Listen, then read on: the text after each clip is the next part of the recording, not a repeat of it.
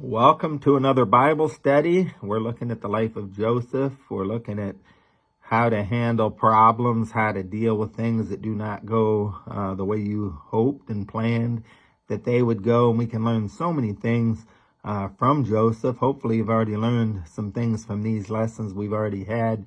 Today we're going to talk about handling disappointment. You know, disappointment is a reality of life. We go through this life and we have hopes and dreams, and sometimes those hopes and dreams do not come to fruition. So we become disappointed, we become disillusioned, and if we're not careful, we'll get discouraged. We will quit. We'll just lay down and die, so to speak. And Joseph was in a situation in his life. He'd been lied about by Potiphar's wife. Potiphar took him, and of course, he was so trusted by Potiphar, and I'm sure Joseph was thinking, how could Potiphar even believe these things about me? And maybe you've been in those situations, and it's very, very discouraging and so disappointing. So here he finds himself, his life is just like, here he is with the coat of many colors. He had the love and the respect of his father, and of course, his brothers sold him, put him in a pit, right? And then he ended up bought as a slave by Potiphar. But then things got better, and Potiphar trusted him more and more. God began to bless, and now he's the head of all of Potiphar's house. He was lied about, slandered, and of course he now is in a rock bottom situation again. And again, such is life, you know. Life has its ups and downs, but how are we going to handle those disappointments? You know, God was really moving Joseph closer and closer to the throne of Egypt. And, you know, Joseph didn't know and understand everything that was going on.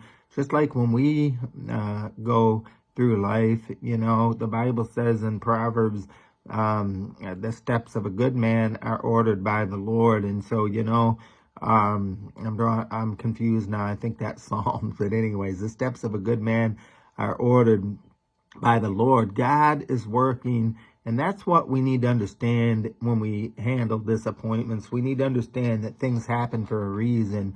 Proverbs 3:5, trust in the Lord with all your heart. Lean not to your own understanding. So here we have Joseph just going through another chapter, and now he finds himself in prison. He finds himself shackled, and now all of a sudden the prison keepers, he's rock bottom again. But you know what God does? God begins to move. God begins to touch the hearts of these prison keepers. And it wasn't long before the shackles came off. It wasn't long before Joseph once again found favor, and Joseph once again had some freedom, even in the prison. And we'll see what happens here, how Joseph realized that God did not forsake him. And that's what we have to understand when we go through disappointment. Realize that disappointment is being sometimes even directed by God, because God is working in our lives. And so we need to have that faith to understand that. So Joseph knew that God was not going to forsake him. And of course, we have those promises in Deuteronomy and in Hebrews 13:5, I will never leave you nor forsake you. And so Joseph never gave up that kind of hope, and we should not either here. Let's look at Genesis 39. Verse number 19, so it was when his master heard the words that his wife spoke to him, saying, your servant did to me after this manner. His anger was aroused, and Joseph's master took him and put him in prison, a place where the king's prisoners were confined. So notice these were high-end prisoners, political prisoners, if you will. And so there he was in prison. And then verse number 21, but the Lord was with Joseph and showed him mercy and gave him favor in the sight of the keeper of the prison. And the keeper of the prison committed to Joseph's hand all the prisoners who were in the prison. Whatever they did there, it was his doing. And so God was continually working. So we need to take away from this lesson that even in our bad circumstances, even in our disappointments, God is working. Romans 8:28, all things work together for good. All right. Even though sometimes we do not believe that, we do not understand that. So we have Joseph in prison. We do not see him losing his faith. We don't see him cry, just lashing out at God or anybody And guess what? He responded. So God is not necessarily is concerned about our circumstances as he is about the response to those circumstances. How are we going to respond to those circumstances? And that will determine in large part the blessings that we're going to receive from the Lord. So we can have we have two choices when we go through these disappointments. We can become bitter, or what you've heard it said many times by me or other preachers, better.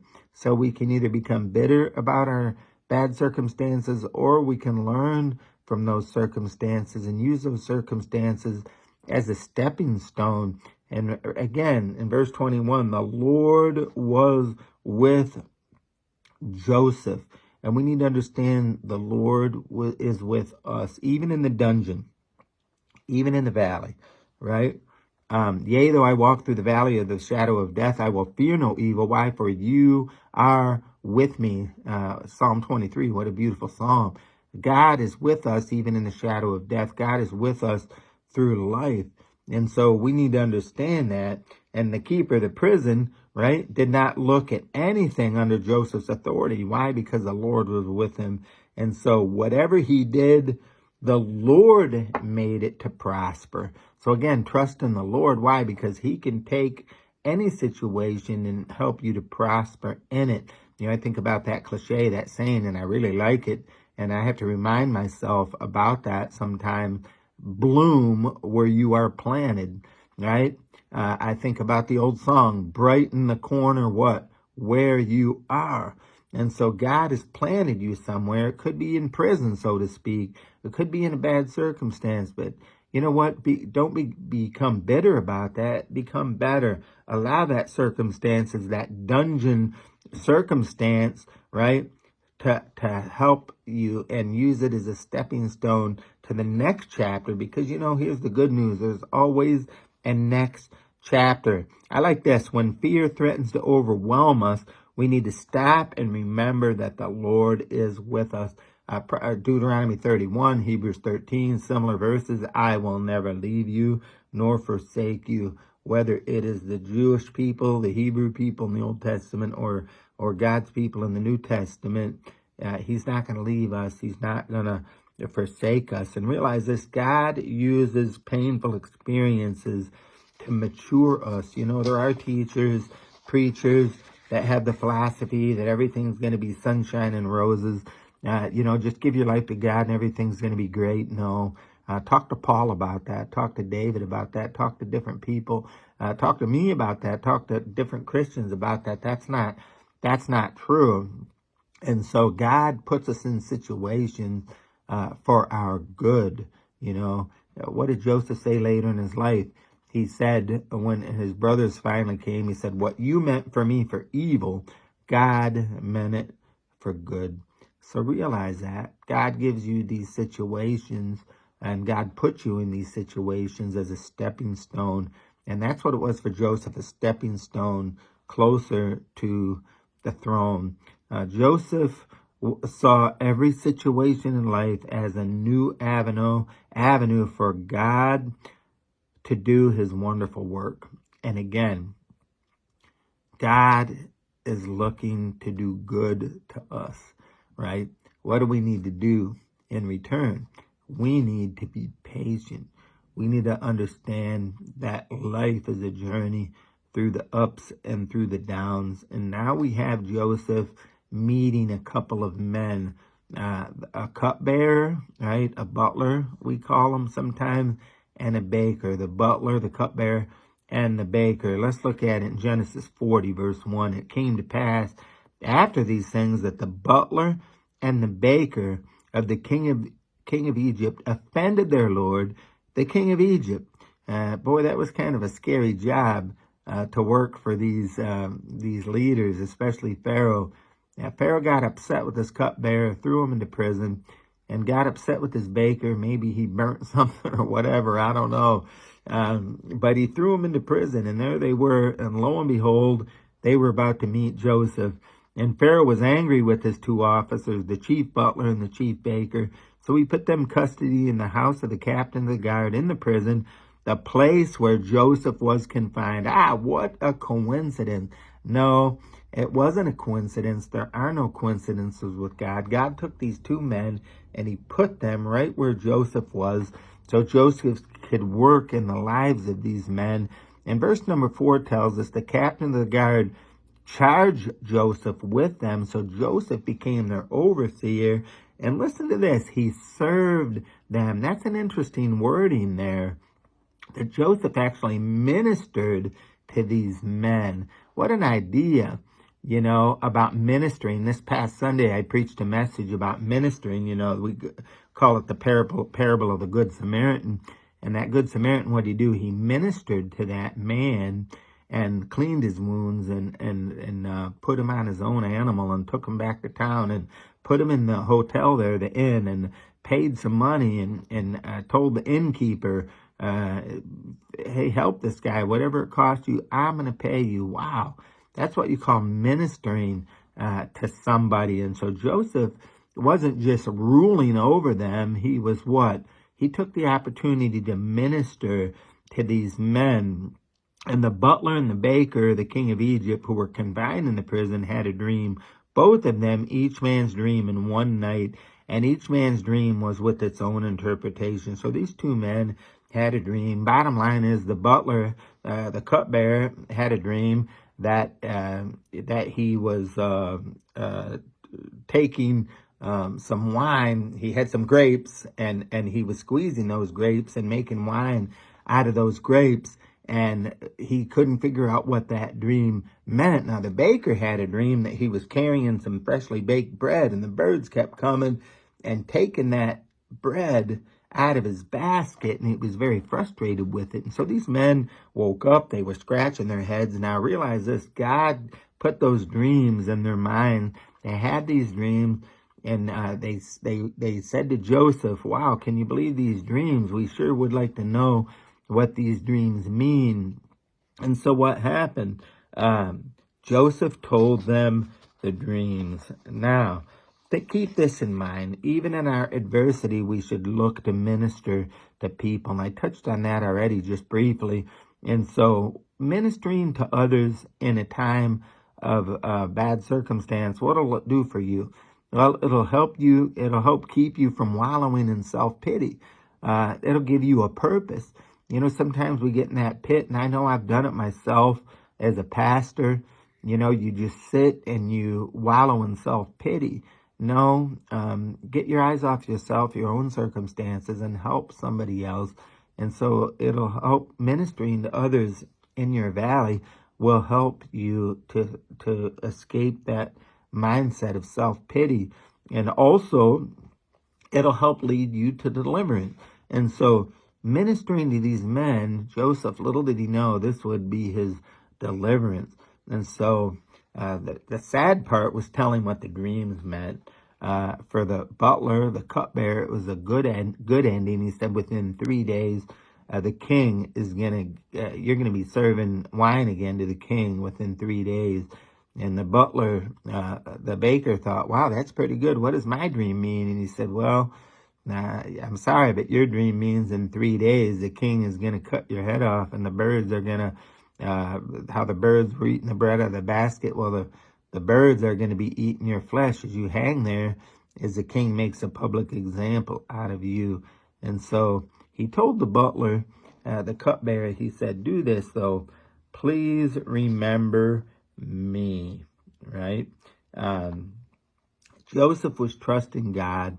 Joseph was helping people while he was trusting God. Joseph was having a good attitude while he was trusting God, even in a bad circumstance. And see what happened in verse number 21.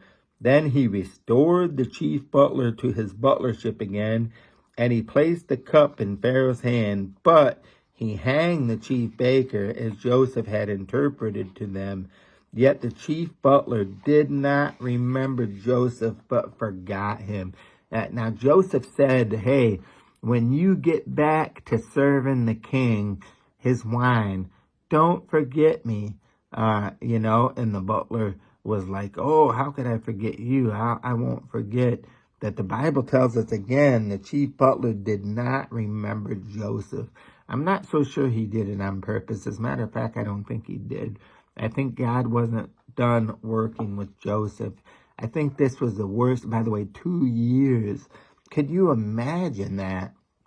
I mean, not a week. Can you imagine Joseph thinking, okay, it's going to be any time now. I helped this big shot butler, and man, he's right hand man of Pharaoh there. Surely he's going to put in a good word for me. Can you imagine 3 days pass, a week, 2 weeks, a month, 2 months, and a year? And Joseph, I'm sure, just thought, well, he's never going to remember me. And you know, we're not going to go this far in today's lesson, but Pharaoh had a dream, right?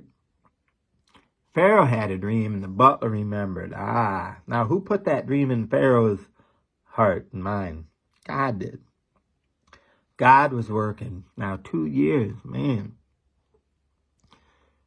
Boy, that takes patience. We want our valley to be short. We want our bad situation, right, to be short.